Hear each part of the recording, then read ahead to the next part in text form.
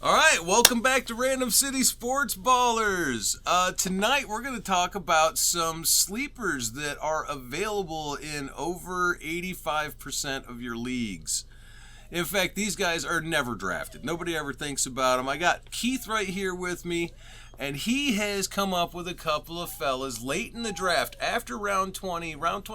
Seriously, available on waivers. They're going to be there for some of you just because. So Keith, you brought me a couple of players to talk about tonight. Who is your first one? Okay, well, let me say this. So we've been drafting for several rounds now. We've been assembling our army of pitchers. Right. We've been getting some power and RBIs because we've been pulling in those bats a little earlier in the draft. And here we are near the end, I would say round 20 plus. And we're trying to fill in, say, an outfielder or utility position here at the end of the draft. So the first player that I've got is J.J. Bleday from the Athletics. J.J. Bleday, what positions does he play? Well, he's an outfielder.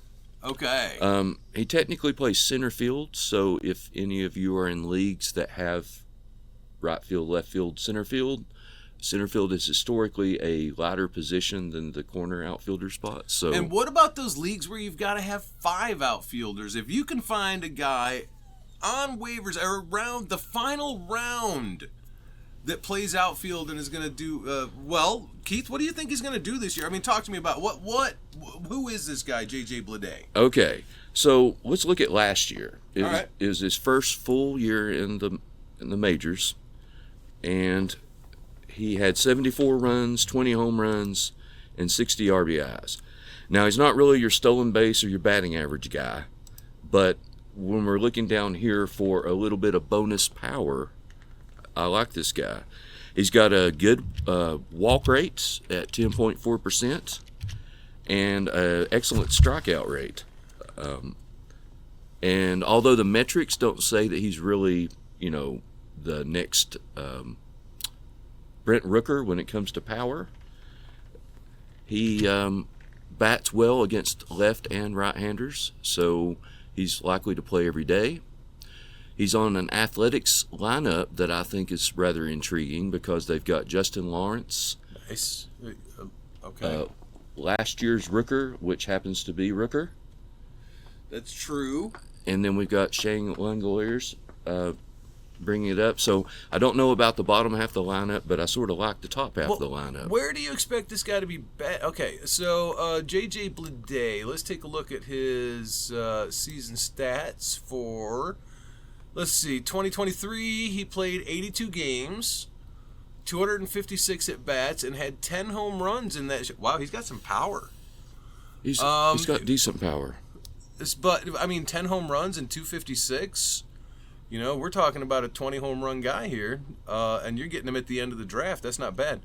It was 195 was his batting average in 2023, but look at the improvement the next year, right? He did get to that 20 home runs.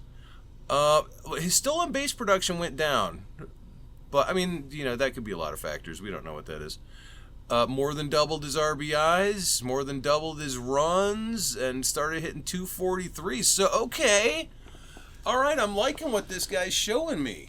So he's also age 27. He's 27. It says right in the prime. Right in that window.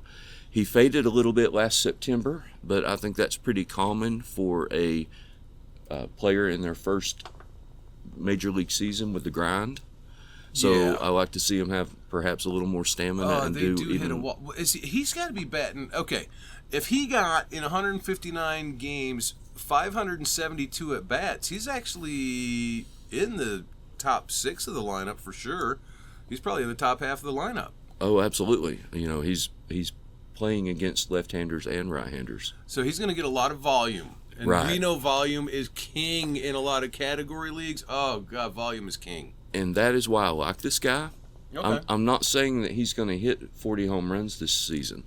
No, I hear that. But I really do believe this guy could be a 25 home run guy easily enough. And perhaps, if he hits it this season, then he could do a little better than that. Maybe So- get 70 RBIs. Combined RBIs and runs, I could see 150 maybe. Do you think? I think I could see 150 from this guy then. Sure. So he's hiding out here at the bottom.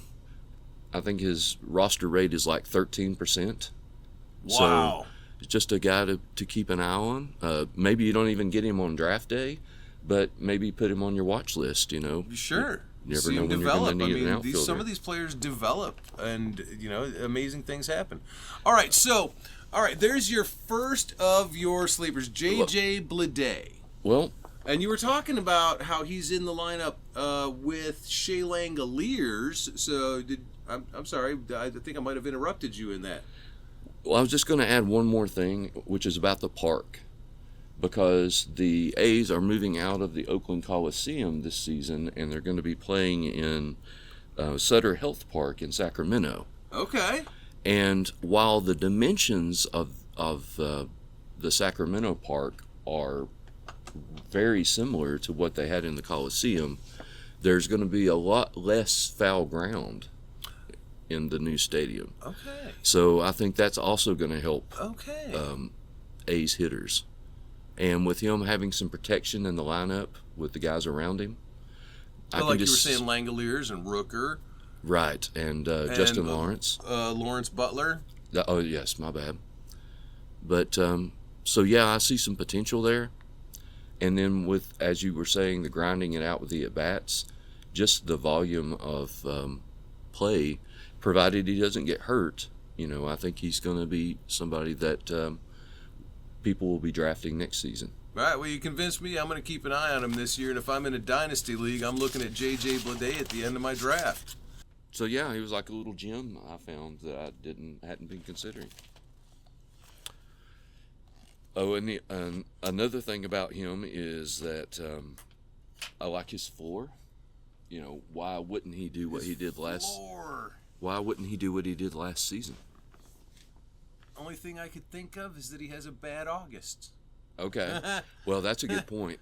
And the other factor here is that Yahoo actually faded him this season. They're like, oh no, you can't do that again next season. I wonder why. What'd they see? Well, they don't say in the write-up, but when you look at the projections, they think he'll have 16 home runs. So I thought that was interesting, especially going to a park where, although he's not going to hit more home runs for distance, he maybe have a couple more at bats where he would have fouled out. Here's a that he fun does something thing. with.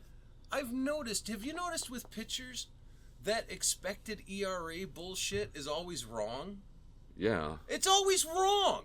Yeah. So why are they saying, oh, well, he had this for an ERA, but his expected ERA was this?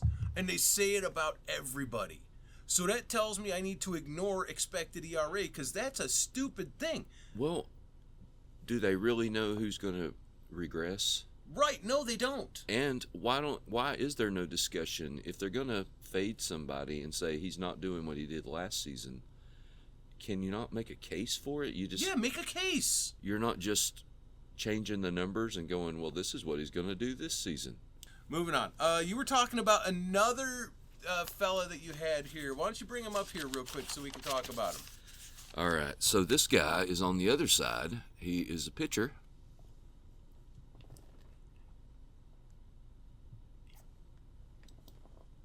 All right, he's a pitcher. And he pitches for the Brewers. And his name is Tobias Myers. I was looking at this in one of my drafts recently. I'm going to have to agree with you about Tobias Myers. This could be a surprise for a lot of folks. Well, and when you look at his stats, I think we're happy if all he does is repeat what he did. All right, what are we seeing here? So we got an ERA of 3. We got a WHIP of 1.17 and 127 strikeouts and 138 innings pitched. So just under 1 per inning. So if we're looking at an 8th or even 9th starting pitcher with an army of pitchers, you're already accumulating your strikeouts. Well, you look at this. He's available in 6 of my leagues. Absolutely. And obviously, because he's only 6% rostered, he's going to be available everywhere.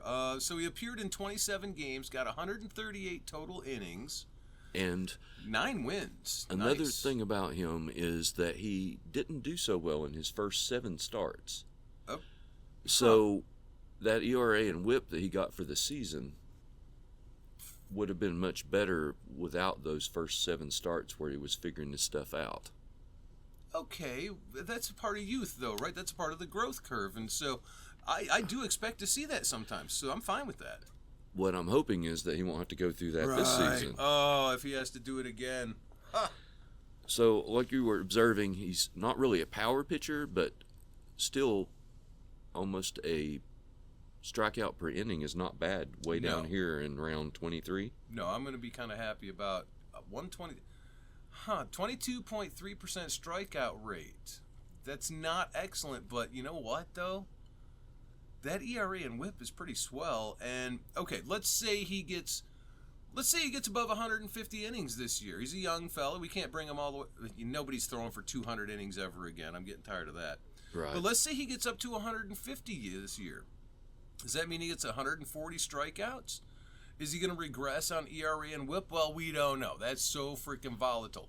But what if it gets one more win? We got a 10-win guy with 140 strikeouts, and we grabbed him in the 23rd round? Right. And he's playing on a Brewers team that has historically gotten a lot of out of their pitching. So, he's got good coaching. Yeah. Oh my gosh, look at this guy. He's a youngster. You said 27. That's young. I mean, I'm in my 50s here, so you know what? Okay, yeah, 27 is a child. A child. I have children. I actually have children older than that. So another factor here is at this 6% roster rate, even if you don't draft this guy, if you're going to stream, as we're doing this season to try to get that first or second place spot, Tobias Myers, I think, is a guy that you look at each week. I'm thinking at some point during the season his roster rate may start to increase, and maybe you hang on to him. But this is definitely, to me, a streaming pitcher. It seems like someone to take a chance on, yeah. He's going to be available. He's going to get cut. He's going to be available. He's going to get cut. You know what I'm noticing? You see where he was drafted? It says he was drafted in 2016 in the 6th round. You know what that means? Because he's 27. He was drafted straight out of high school. Drafted straight out of high school. Okay. He's only 6'1". That's it's not exactly Randy Johnson type of height, but is height a factor when you're pitching? I don't know. I've never seen a 5'5" pitcher. Have you? I have not. I have not either. I mean, I see it in not catcher. in the major leagues anyway. Right? Not in the major leagues, anyways. Maybe in the local elementary school you'll see that for sure. Okay, I'm seeing this with Tobias Myers. This kid, he might be figuring stuff out. This could be a good streaming option. This is someone to keep an eye on. I can see that. Absolutely. And I'm not going to go into as much detail, but I've got a couple other guys that might interest folks here at the end of the draft or as far as streaming options. So how about Reese Olson from the I love Detroit Reese Tigers? Olson. Oh, dude, I love Reese Olson. Yep. You know how I am with the Tigers. Any Detroit team, I'm a stan boy. I get it, but still, Reese Olson, yeah. He had a little bit of shoulder problems. Let's look up his last numbers season. here. Let's look up Reese Olson here. Let's take a look for Reese Olson. And he's going to be, well, he should, oh, wait, I think he's on my team. I don't know. Here, let's just go by searching.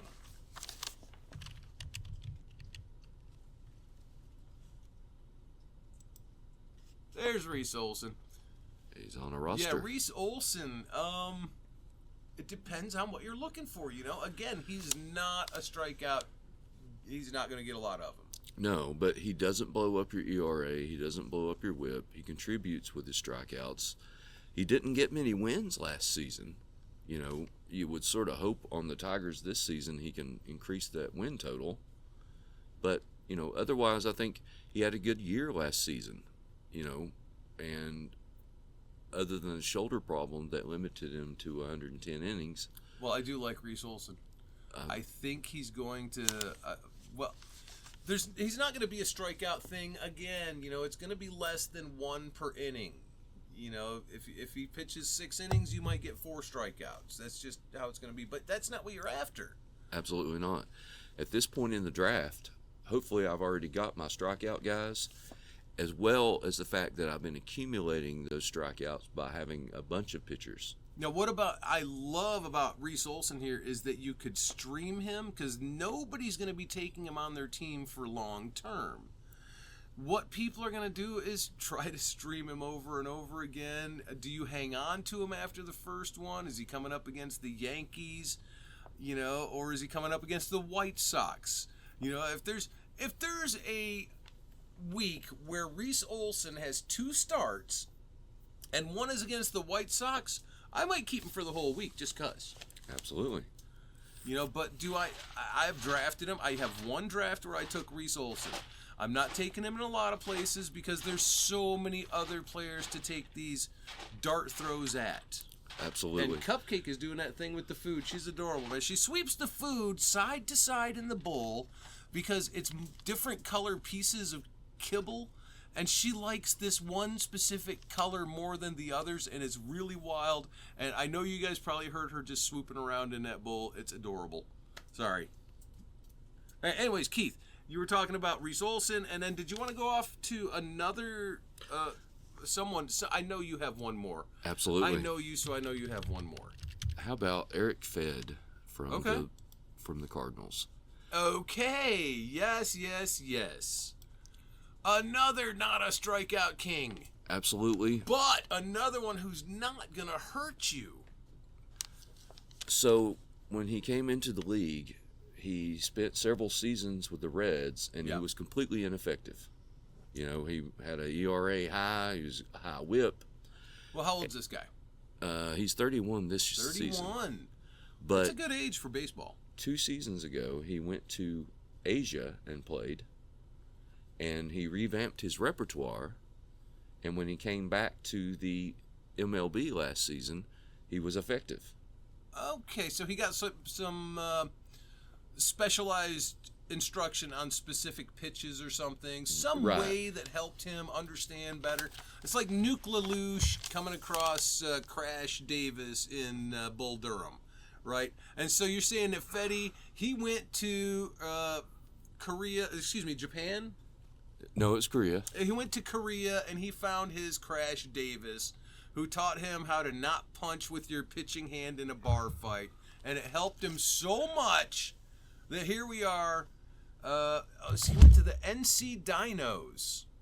Or Dinos.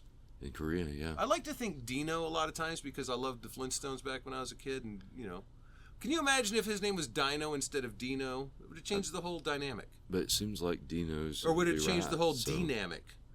Yeah. I did that. All right, so anyways, Eric Fed. Yes. Fed? It's Fed. Fed. Oh, it's Fed. Okay. Yes. So he pitched for the White Sox in the early season, and then he went to the Cardinals. I like the Cardinals. Right. I think the Cardinals are going to be... I'm not saying they're making the playoffs this season, but I think they're going to have some offense. It's a better chance for him to get some wins. Right. He had 9 last season spread across the 2 teams, but, I like him for 9 or 10 wins. And, that ERA and whip is not going to blow up your team. Absolutely not. And once again, another streaming option, especially early in the season. Let's see what he's got. Well, let's talk about, though, the ERA. When he was with the Cardinals, he had 10 starts and a 3.72 ERA. So are we saying that he can't have that same problem again? I do worry about that little bit, but I will say I do like him as a pitcher. I do agree with you. When he came back stronger. And so this is another guy that you're going, okay, 13% rostered. Right. If I'm in a really deep league, the deeper the league, the more you're looking at players like this. And in regular leagues, these guys, these Fed, the Myers, These are the guys that you're looking at. Okay, these could be some streaming options early on, depending on who they're playing. That's right. And keep in mind that Fed is with the Cardinals, who is going to be playing in a not loaded NL Central. True. They Very true. So they're not going to be facing the Dodgers No, they're every not. game. No, so no. I can see him perhaps performing over his head a bit, even because he might be playing against some less than stellar teams. Man, sometimes you want to see a guy that you go, this guy is available in 7 of my leagues, which means in a lot of places. That's most of my leagues. When you see a guy like that, and you can just go, I have a feeling, and you grab him, man, that can work out great. It really can. Well, and the other part of that is, if he sucks, you just cut him. You cut him. And you're not out anything. That's right. We're down in the round 20, 21, 22, 23. And we don't or care. We're picking up a streaming pitcher for the week. So, they just become a distant memory. Yeah. But if you're right about him and you grabbed him, dude, this is where we were at with Brent Rooker last year, trying to convince everyone to take Brent Rooker. How many drafts did we talk about Brent Rooker? And so few people grabbed him that he was available on waivers in most of your leagues, and whoever got lucky and got him on waivers, congrats. But if you drafted him because that made a difference for you. And some of these guys might make the difference. Sure. I don't think Eric Fed's winning the Cy Young this season. Nope. But he may help somebody's team. He's going to help your team. I mean, that's what we're looking for down here. That's what we're looking for on the waivers, in the end of the draft. We're looking for someone who can help, because we might be wrong. We might need an injury replacement, and let's try these guys. And if it works, you keep them. If it doesn't, see ya. And for me, it's interesting that these guys have a track record. Now, I'm not saying it's extensive. It's not. Tobias Myers and Reese Olson and Eric Fed, basically they've all just had one good season. Yeah. But think about some of the guys that are going higher in the draft, that have got a 4.5 ERA and a 1.4 WHIP. What if one of these guys is last year's Garrett Crochet? Right. Well, without the strikeouts, right? Yeah, probably not so much the strikeouts. But, that's what we're talking about here, guys. Who drafted Crochet last year? Do you know anybody who drafted Crochet? Or did he just come out of nowhere and everybody's like, oh, here's this guy? Right. Someone probably did, and kudos to you for doing it if you did. But I'm saying sometimes these guys jump up out of nowhere. We're pointing out a couple that might jump up out of nowhere is all we're doing here. And I think that brings up the idea that when you see pitchers early in the season that have not historically been great, but they're doing well to begin the season, don't be scared to get them. Don't be scared to get them. Right. I mean, sure, they may fade down the stretch. Think Tyler Anderson from last season. He made great for the first half. Right. He made the All-Star team and everything, but in the end, you just cut him in September when he started to go south.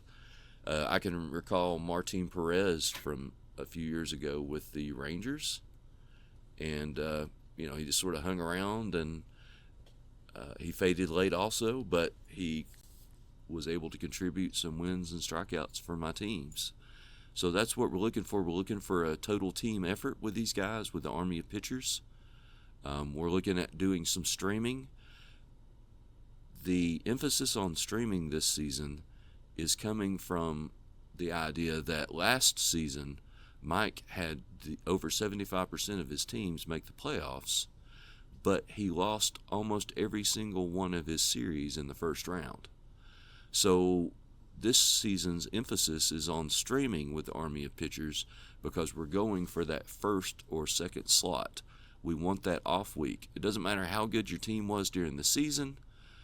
You would like to get that week where you don't have to play anybody, you can't lose, and then when you enter the next round for these 6 playoff teams, you've got a 75% chance of at least getting your money back with third place, right?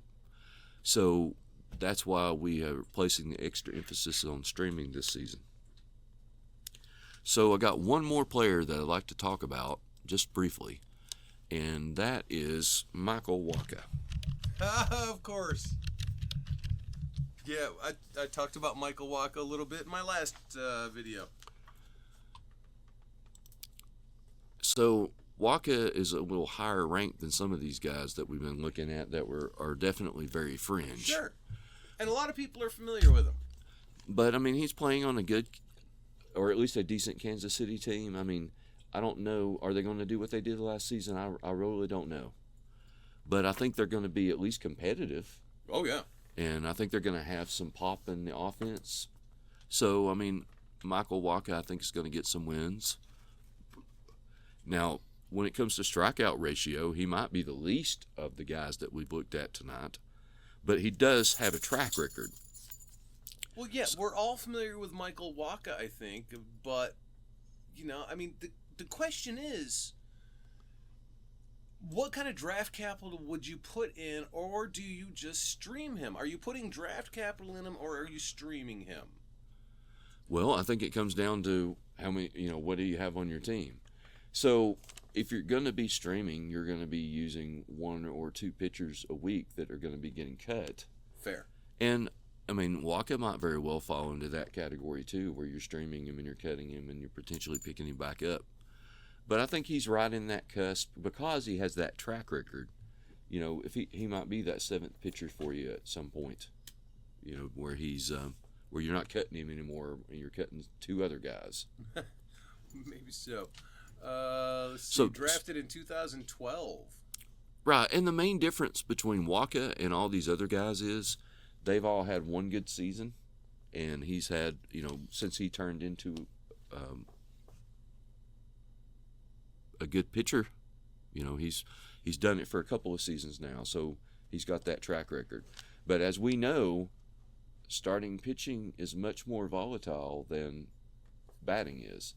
Absolutely. You never know when you're going to have that frontline pitcher or that medium pitcher or even that not so good pitcher that's just going to fall off the cliff or get injured. We see a lot of shoulder problems, Tommy John surgery. You can always get hit with the injury bug. But we're just looking for consistency. And while you can take chances on guys that haven't done it yet, I sort of like the idea of focusing on the guys that have at least done it once already and see if they can do it again.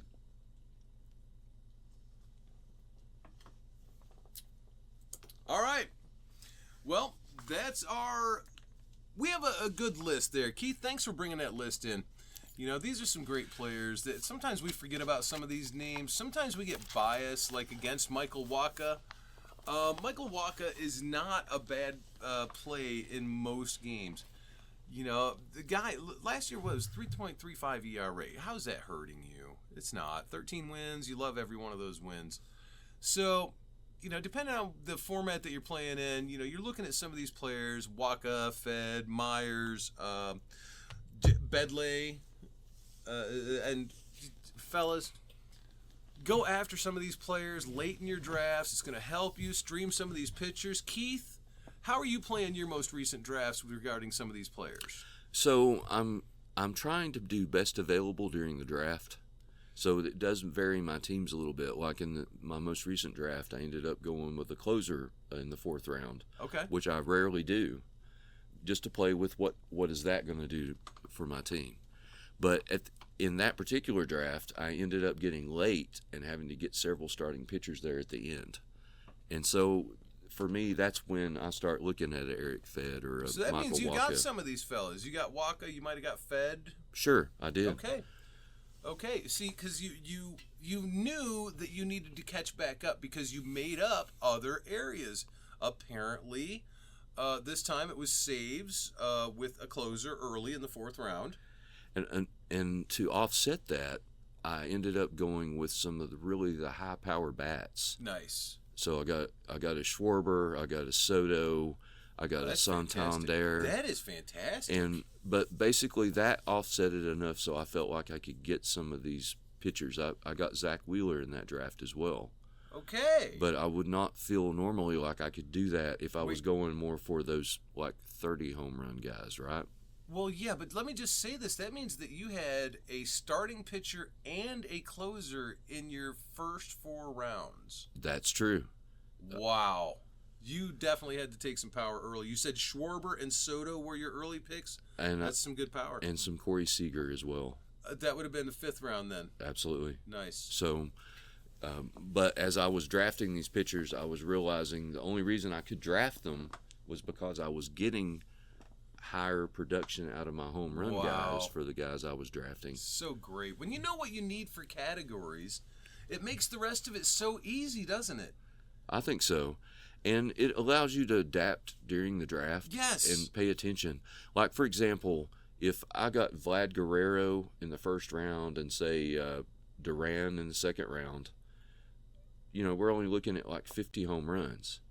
So I think at that point, to get that 300 home run target that you're looking for out of your bats, that you are essentially committing at that point to having drafting bats for the 3rd, 4th, and 5th round as well.